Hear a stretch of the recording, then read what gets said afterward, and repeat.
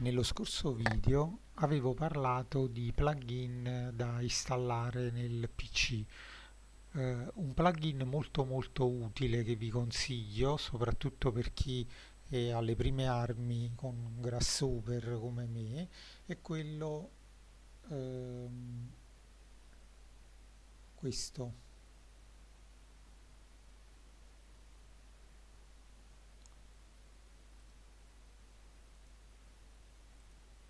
Sunglasses 1.3.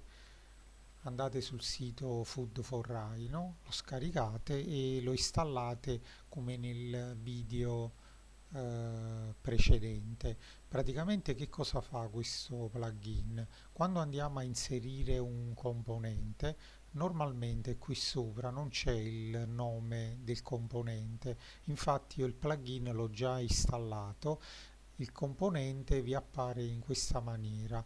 Dal pannello display è possibile decidere di vedere il nome o di vedere il simbolo. Però se io volessi vedere il simbolo e il nome contemporaneamente, questa cosa non è possibile fare.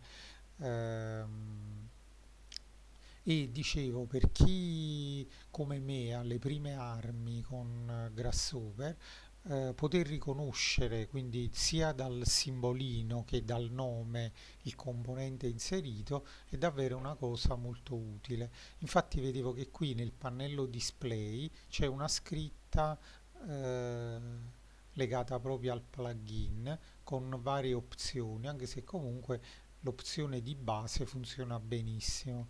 Quindi di solito la migliore configurazione per vedere e riconoscere i componenti è quello di vedere il simbolino e contemporaneamente anche il nome. Quindi vi consiglio di installare questo plugin. Per scaricare da Food for Rhino vi dovete registrare gratuitamente e dovete essere loggati, altrimenti il tasto scarica non è visibile.